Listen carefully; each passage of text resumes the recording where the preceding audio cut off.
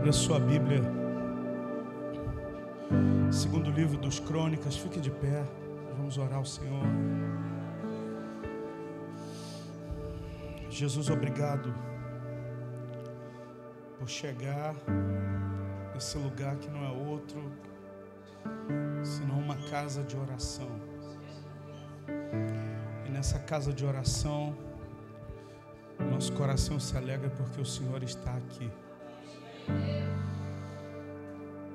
Que o nosso coração reverencie e que temamos e tremamos diante da Tua presença. Jesus, que a gente não dê um passo em temor ao Senhor que está aqui nesse lugar. Eu sinto a Tua presença nesse lugar.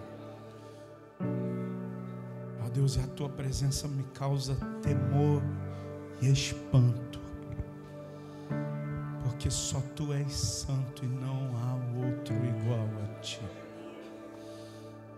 Leva-nos à consciência de que Tu estás nesse lugar. Aonde Tu estás tem liberdade, mas tem temor. Aonde o Senhor está tem liberdade, mas a gente treme por causa da Tua presença. Se as montanhas tremem ao ouvir a Tua voz, quanto mais nós devemos temer e tremer na presença do Rei. Em nome de Jesus, leva-nos a compreender o Teu temor e ajuda-nos. Fale conosco nessa noite através da Tua palavra. É a oração que a Ti fazemos, em nome de Jesus. Amém e amém. Tome o seu lugar, abra sua Bíblia. Segundo livro dos Crônicas, capítulo de número 3. Eu quero louvar a Deus por você ter vindo. Quero dizer que você não deu uma viagem perdida. Eu sei que carioca não gosta quando a temperatura diminui. Pastor, eu gosto. Você não é carioca. Segundo Crônicas, então eu louvo a Deus por você estar aqui. Nem o frio, muito menos a chuva pode impedir a gente de estar aqui. Eu vou ver o culto online. Amém. Mas o que Deus libera aqui é para esse tempo aqui. Mas lá em casa ainda faço uma pipoca. Continue. Mas eu prefiro estar aqui na casa do Senhor do que em qualquer outra parte meu. Segunda Crônicas, capítulo 3, verso de número 1. Eu quero conversar com você hoje sobre algo que Deus colocou no meu coração.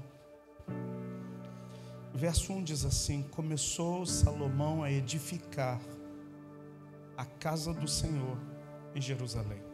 Começou Salomão a edificar a casa do Senhor aonde? Eu quero falar com você nessa noite sobre nós estamos construindo uma casa. O que a gente está construindo aqui é uma casa. Esse lugar não é um lugar de reuniões sociais.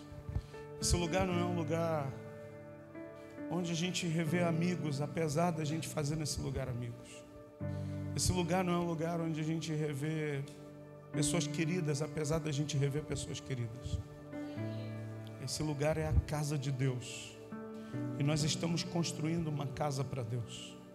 E eu quero convocar hoje os edificadores para construir junto comigo essa casa. Esse texto vai falar que o filho de Davi, Salomão, ele continua aquilo que começou no pai dele. Davi tinha um desejo. Davi foi um homem que ele honrava tanto a presença de Deus. Ele vai buscar a arca depois de muitos anos, a arca na casa de um homem chamado Abinadab. Davi, quando assume o reinado, ele diz: onde está a arca?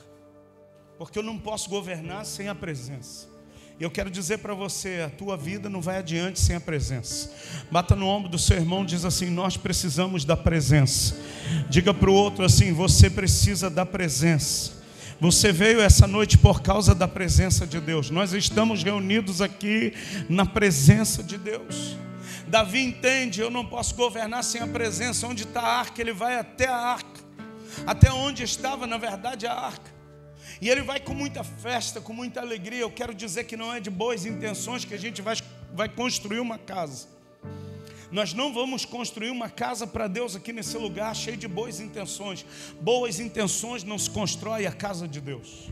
Ah, pastor, mas eu tenho uma ótima intenção. Não é suficiente para a gente construir a casa de Deus. Ah, eu tenho muitas habilidades. Não é suficiente para construir a casa de Deus. Ah, eu tenho recurso. Não é suficiente para construir a casa de Deus. Se tem algo que nós somos muito deficientes é em relação a dinheiro.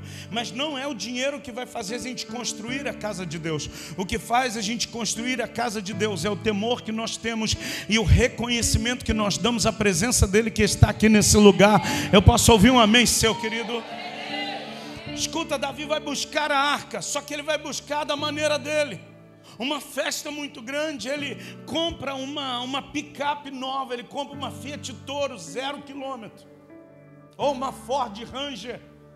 E ele, arruma os camaradas e fala assim: olha, a gente vai colocar a arca em cima do carroção novo e a gente vai celebrando.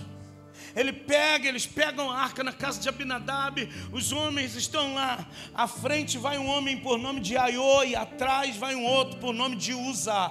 Eles sobem em cima daquele carro novo. Vamos entender para nossa mente, desenhar um negócio. Uma picape muito grande. E aí a arca está lá em cima da picape. Aiô vai na frente, acenando para todo mundo: estou levando a arca. Uza vai atrás, a arca está aqui, nós estamos levando a arca. E eles começam uma festa, um som de música, de celebração. Só que quando chega num lugar chamado Eira de Nacon, aí o boi tropeça, a carruagem tropeça, os bois tropeçam, a carruagem balança e a arca vai cair. E um homem cheio de boas intenções, chamado Uzá, ele vai e toca na arca para segurar a arca. No ato que ele toca, pum, morto fulminante. Uau! Para tudo! Para o som! Para o som de teclado, para o som da bateria, para a música, tudo! As meninas parem de dançar. E um temor cai sobre aquele povo. Está estirado um homem que só encostou, com a melhor das intenções, não deixar a arca cair. Eu quero dizer, meu irmão, a gente não deixa a arca cair. Não é segurando, não é com boas intenções, mas é reverenciando a presença de Jesus que está aqui nesse lugar. Deus é santo e importa que aqueles que o adorem em espírito e o façam em verdade. Eu posso ouvir um amém daqueles que estão aqui para adorar em espírito e em verdade? É em espírito e em verdade, irmão. Não é com boas intenções. Uzá coloca a mão, cai morto. A casa vai parar, a arca vai parar na casa de um homem chamado Obed-Edom. 3 meses, pá, prosperidade total. Davi está dentro do palácio e chega um mensageiro dizendo: olha, ô meu rei, eu tenho uma mensagem do senhor. É o seguinte: o senhor deixou a arca na casa de um geteu. Ele é descendente dos filisteus. E tudo na casa do cara está prosperando. Tem 3 meses que está dando tudo certo. Não é outra coisa senão a arca que está na casa dele. E aí Davi faz uma pergunta: como eu posso trazer a arca do Senhor? Como é que eu trago? Tem como? E aí ele vai consultar. Eu quero dizer para você: você quer trazer a presença de Deus para a sua vida, para a sua família, para a sua casa, para os teus negócios, para a sua escola, para o seu trabalho, para o seu coração, para essa igreja, para as nossas reuniões, terça, domingo de manhã e domingo de noite. Escuta, só tem uma maneira quando a gente observa o manual. Só tem uma forma da gente conduzir a presença da maneira adequada, quando eu observo o manual. Ele vai olhar no manual e ele vê que a arca precisa ser levada por sacerdotes com uma vara encostada no ombro. Esses homens tinham que ter uma qualificação, tinham que ser consagrados para carregar a arca. E aí Davi chama os homens e diz: vai se consagrar, porque a gente vai trazer a arca para Jerusalém. E agora não é mais um som de festa apenas, era uma reunião solene. Eu quero dizer, cada culto nesse lugar precisa ser uma reunião solene ao Senhor. Pode ter celebração, pode ter dança, pode ter brado de júbilo, pode ter sorriso, alegria.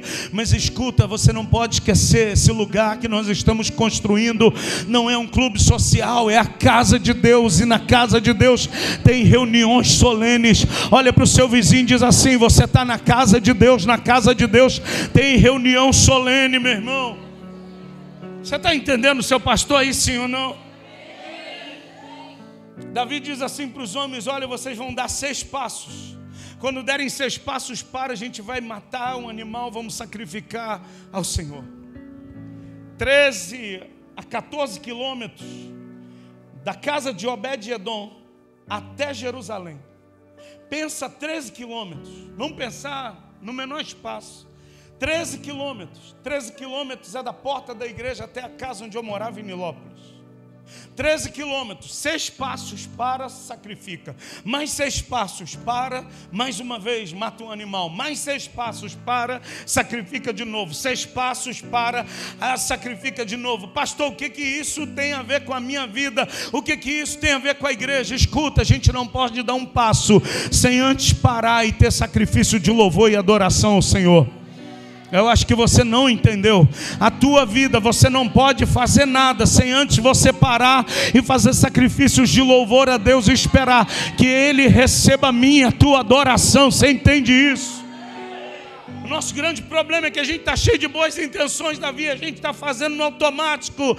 Dá 6 passos, Davi para, sacrifica, espera o Senhor receber e continua. Mais 6 passos, Mário, para tudo, sacrifica de novo e continua a jornada.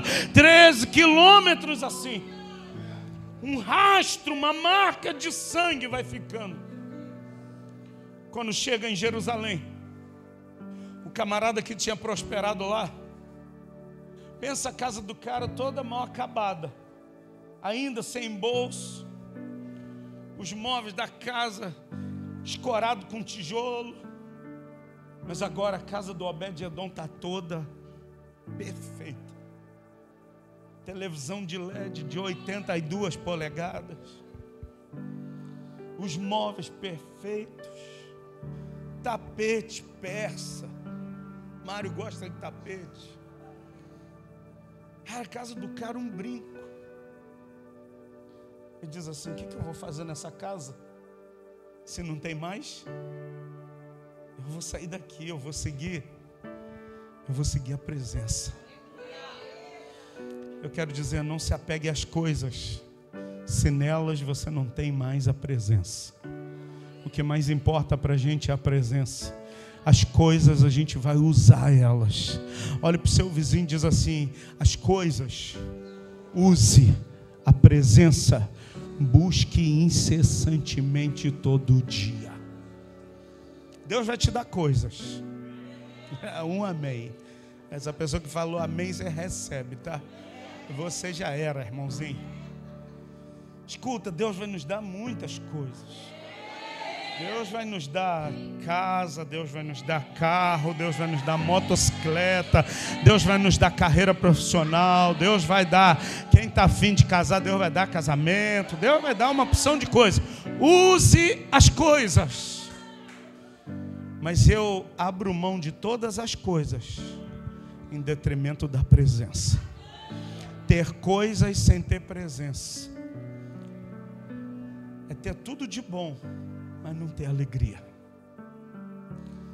É você ter uma casa com piscina, sauna, hidromassagem, 6 quartos, 3 suítes, campo de futebol, quadra de futevôlei, geladeira cheia de carne, tudo que você pode imaginar de bom aí.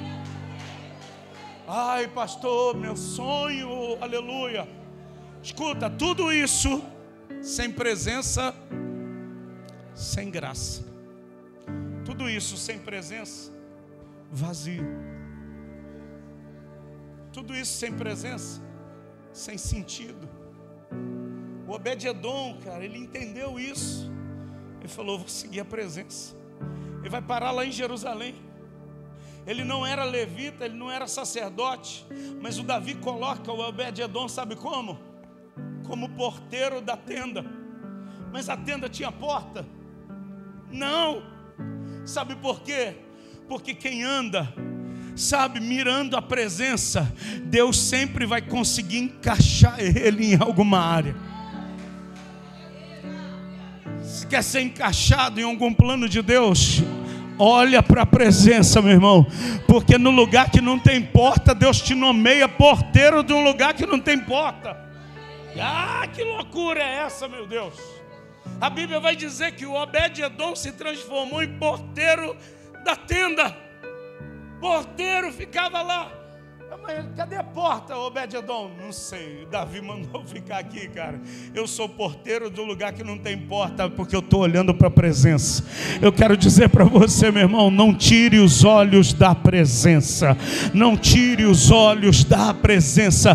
Que Deus te dê tudo que você imaginar, mas não tire os olhos da presença. Eu posso ouvir um amém de quem vai mirar a presença de Deus.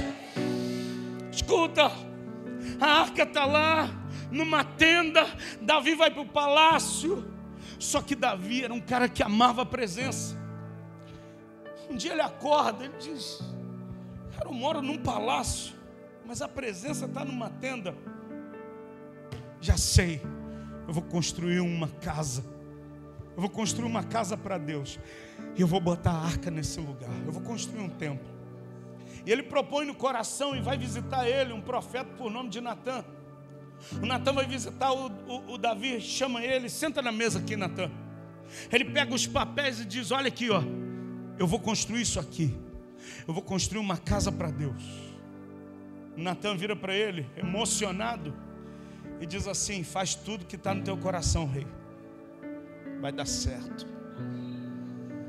Escuta, cuidado com gente que vive dizendo ok para você em todas as coisas, porque tem coisas que Deus diz não.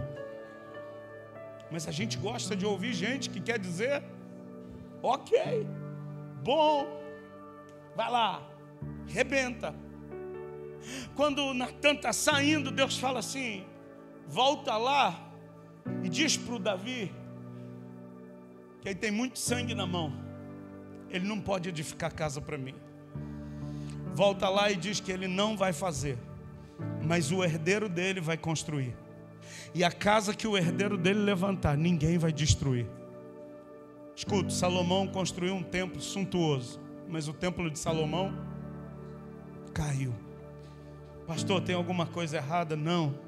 Porque lá em Marcos 10, verso 46, tinha um cego na beira do caminho, que ele estava gritando, sabe o que? Jesus, filho de Davi, tem misericórdia de mim.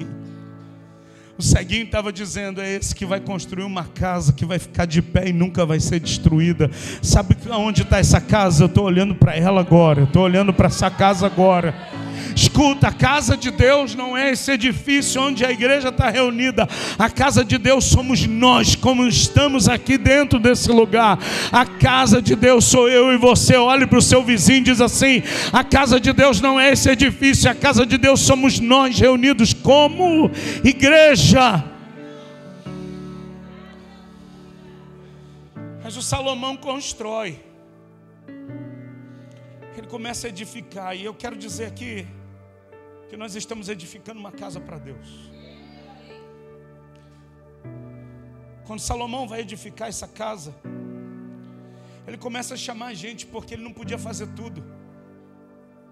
E quando a gente pensa sobre isso, o pastor está edificando, a gente joga, sabe aonde?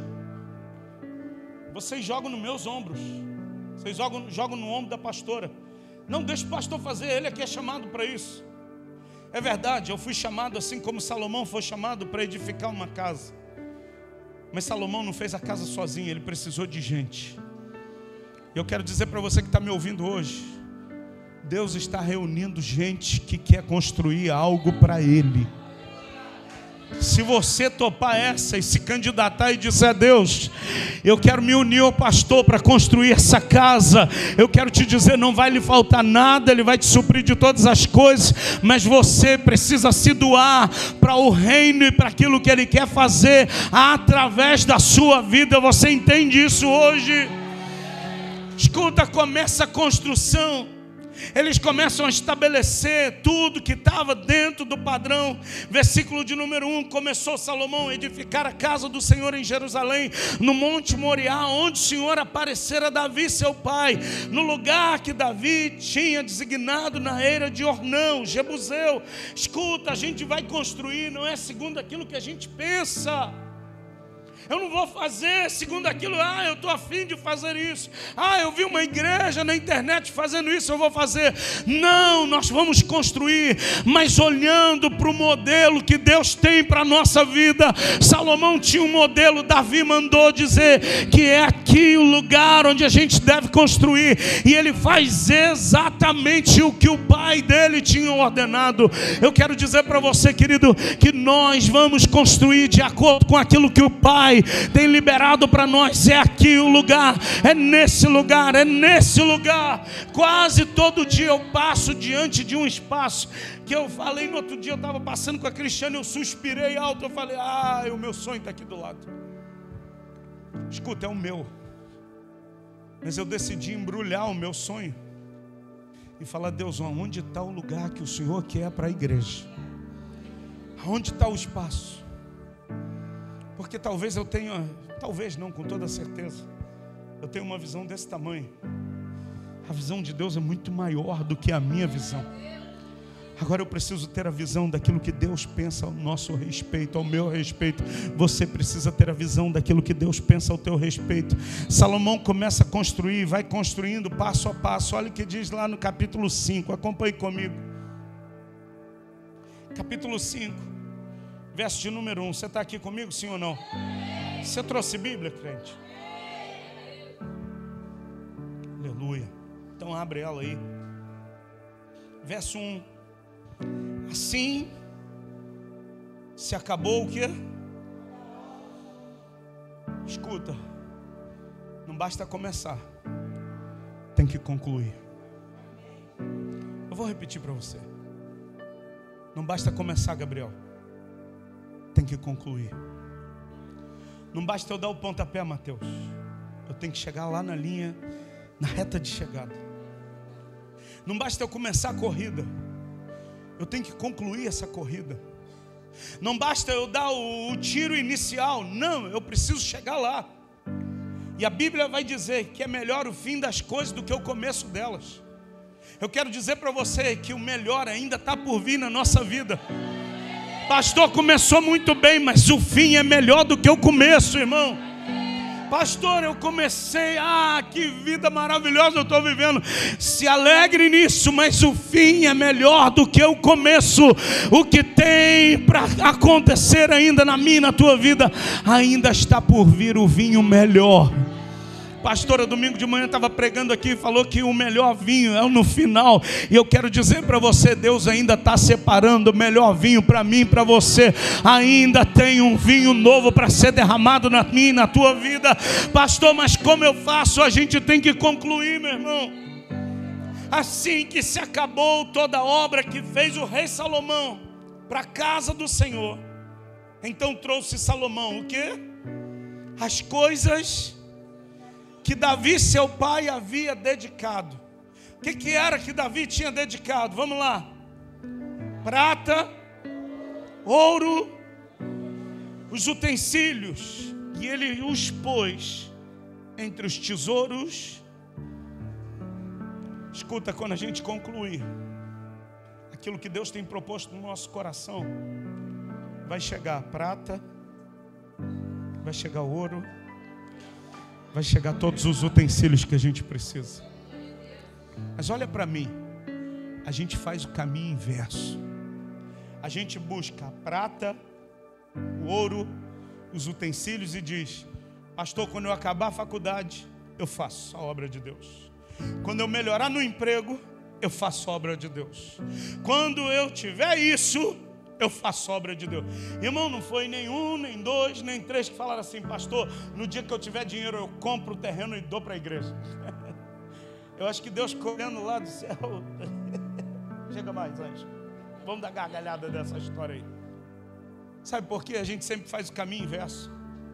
Deus não quer que a gente pegue lá o dinheiro e compre o terreno e fala: aí, pastor, a escritura. Não, Deus só quer uma coisa: que eu faça a vontade dele.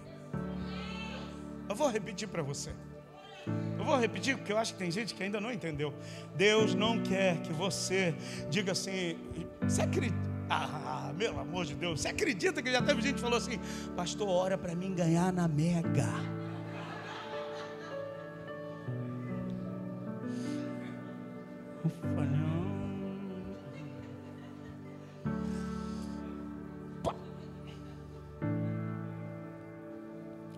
Pastor, a Mega da virada está pagando alto. Não entendeu nada que a gente está construindo. Não compreendeu nada o que é a vida que a gente vive. Pastor, se eu ganhar, eu prometo que eu dou até o dízimo. Escuta, primeiro eu me ocupo em trabalhar no reino e posteriormente os recursos virão. A consequência, Ele vai trazer a prata, Ele vai trazer o ouro, Ele vai trazer os utensílios, Ele vai trazer tudo que a gente precisa, Ele vai trazer os recursos, Ele vai trazer o pão diário, Ele vai trazer o alimento diário, Ele vai trazer tudo aquilo que nós necessitamos. A minha ocupação deve ser só uma: eu tenho que concluir a obra que Deus colocou na minha mão. Eu vou concluir essa obra. Eu quero dizer para você, nesse ano de 2025, tem uma obra que Deus quer que você conclua. Termine 31 de dezembro concluindo a obra que Deus estabeleceu para você esse ano, e o recurso vai chegar, meu irmão. O recurso vem. Agora vamos lá comigo, versículo de número 6.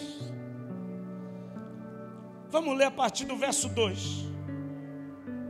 Salomão conclui, ele recolhe os recursos que Davi tinha deixado. Verso 2: congregou Salomão os anciãos de Israel, o Eduardo, a Fátima, trouxe essa turma toda, os cabeças das tribos, os príncipes das famílias dos israelitas em Jerusalém, para fazer subir a arca da aliança do Senhor, na cidade de Davi, que é Sião, para o templo. Todos os homens de Israel se congregaram junto ao rei, na ocasião da festa, que foi que dia? No 7º mês.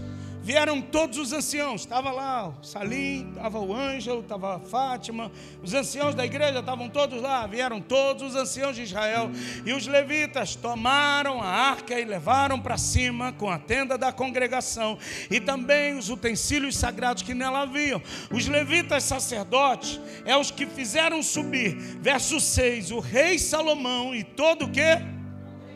Toda quem? Toda a congregação que se reunira a ele estavam aonde? Diante da arca, sacrificando ovelhas e bois, de tão numerosos que não se podiam contar. Escuta, eles começam ali a fazer sacrifício, mas era tanta coisa, David, que por mais que os sacerdotes e levitas, eles eram responsáveis por aquilo, vamos contar, não conseguia, Mateus. Era tanto sacrifício, era tanta oferta, era tanto que eles estavam dedicando ao Senhor, que eles viram e dizem assim: ô rei, não dá para contar não. Eu quero declarar em nome de Jesus que Deus vai abrir uma porta tão grande Deus vai fazer algo tão grande nesse lugar, quando a gente se ocupar de erguer e construir uma casa para Deus. E eu não estou falando de um edifício de alvenaria, eu estou falando da igreja espiritual que a gente está construindo. Quando a gente se ocupar disso, escuta, os recursos serão tantos, que vai ter gente que vai dizer assim: pastor, não dá para contabilizar tudo que está chegando. Deus está prosperando o seu povo. Eu posso ouvir um amém seu, querido? Versículo de número 11 diz assim: quando saíram os sacerdotes do santuário, porque todos os sacerdotes que estavam presentes fizeram o quê? Fizeram o quê? Ei, escuta, terceiro lugar, você vai precisar de santidade. Tem um texto que diz lá: sem santidade ninguém verá o Senhor. Ele diz lá para o Josué: santificai-vos, porque amanhã eu vou fazer maravilhas no meio de vós. Eu quero dizer para a igreja da aliança hoje: nós estamos construindo uma casa para Deus. E qual é a matéria-prima que a gente precisa? É tijolo, cimento, pedra, areia? Não, o que a gente precisa é de gente em santidade nesse lugar. É gente com mão limpa, coração puro, pois só pode subir ao Monte Santo de Sião quem é limpo de mãos e puro de coração, e não entrega a alma à vaidade. Em terceiro lugar, a gente está construindo, mas a gente precisa construir em santidade ao Senhor. A gente tem que mandar embora os deuses estranhos. A gente tem que mandar embora os deuses dos nossos pais. A gente tem que mandar embora aqueles sentimentos de lá do mundo, irmão. Sabe, o crente que ele converteu, batizou, mudou a roupinha dele, mudou até algumas palavras. Quando ele fica nervoso, ele ainda xinga palavrão. Tem. Aperta o calo dele. Fica irritadinho. E foi sem querer, pastor. Você tem que mandar isso embora. Pastor, é para mostrar para as pessoas. Olhe para mim. Conversão começa aqui, ó, de dentro para fora. A gente insiste em fazer o caminho inverso. Converte de fora para dentro. Muda a roupa, muda. Alguns mudam o cabelo, né, Tiago?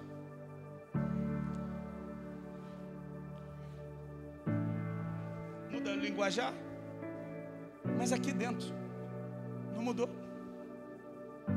Aqui dentro, se der uma apertadinha, manifesta o que está dentro. A Bíblia diz que a boca fala.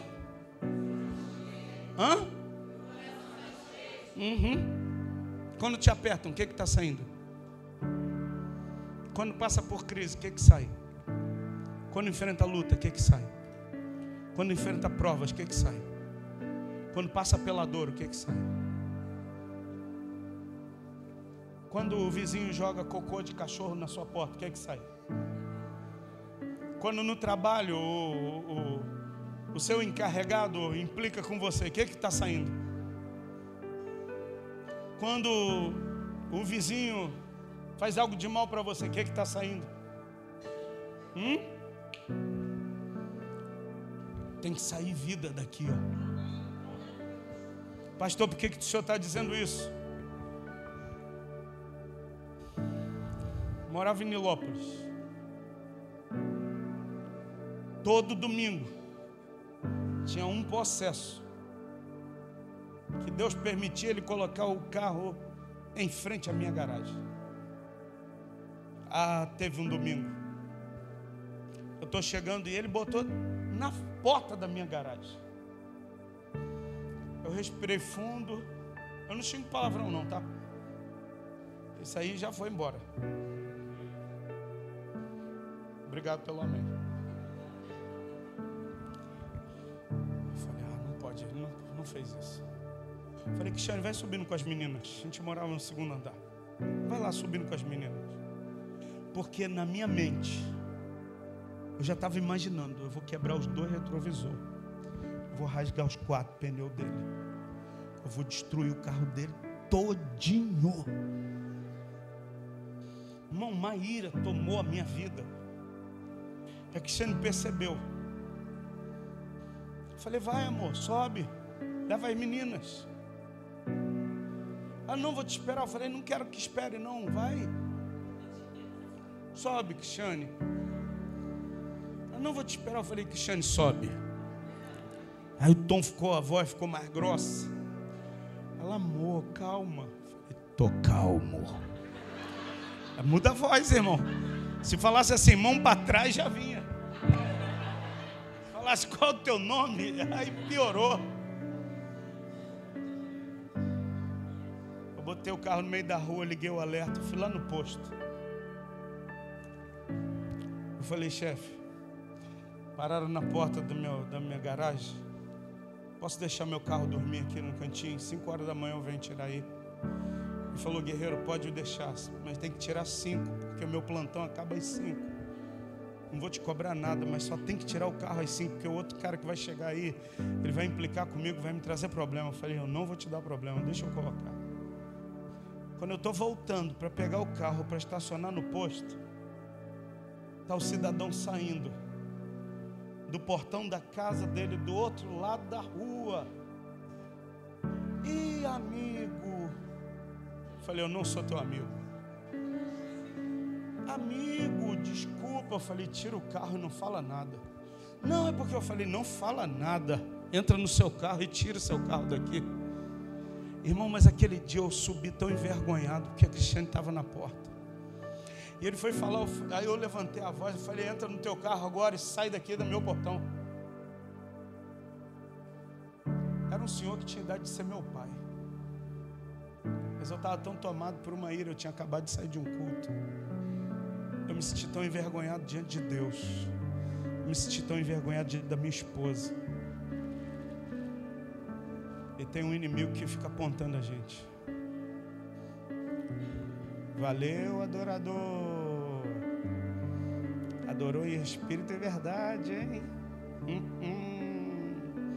Valeu, pregador do evangelho. Ah, que vergonha que eu senti. Pedi perdão ao Senhor. Falei, Senhor, me ajuda. Me ajuda a vencer o vizinho que para na porta da minha casa. Aí me mudei. Falei, Cristiane, que lugar bom, Cristiane. Nenhum vizinho do lado direito. As casas tudo vazia. Calçada toda nossa. Aí eu escolhi onde eu ia parar. Passou algum tempo, uma casa foi ocupada. O vizinho tinha carro. Eu falei, tá parando lá. Passou mais um mês, a outra casa do lado ocupada. E o vizinho foi parar onde? No meu portão.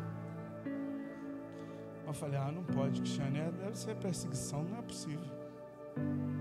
Por que parar no meu portão? Meu portão deve ser gostoso. Meu portão deve ser fofinho. Não sei o que tem no meu portão. E a Cristiane falou assim, eu vou ganhar a vizinha para Jesus. Aí eu falei, não ganha ela não. Deixa ela ir para outro canto. Não quero ela na igreja não, Cristiane. E a Cristiane começou a mandar mensagem para ela. Vamos para a célula, vizinha. Vamos para a igreja, vizinha. Um dia a gente vai dormir. E daqui a pouco pipoca a mensagem da vizinha. Ô vizinha, ora por mim. Eu não estou aguentando. Eu falei, não ora por ela não. E aí de novo o Espírito de Deus falou, de novo você está caindo nessa pilha do inimigo. Pastor, por que o senhor está falando isso? Porque eu quero dizer para você que não é o que a gente faz aqui. É o que aconteceu aqui. Não é a nossa manifestação aqui. Não é o que sai aqui. Olha, Jesus ama você. Olha, Jesus tem um plano na sua vida. Olha, Jesus é o amor. Escuta, é o que aconteceu aqui dentro. É o que a gente está construindo aqui dentro. O que está construindo aí dentro? Você está construindo uma casa para Deus? Onde o Espírito Santo habita? Ou o que tem habitado dentro de você? A Bíblia diz Quando todos os sacerdotes estavam presentes, se santificaram, sem respeitarem o seu turno. Verso 12, eu encerro a mensagem. E quando todos os levitas que eram cantores, isso é,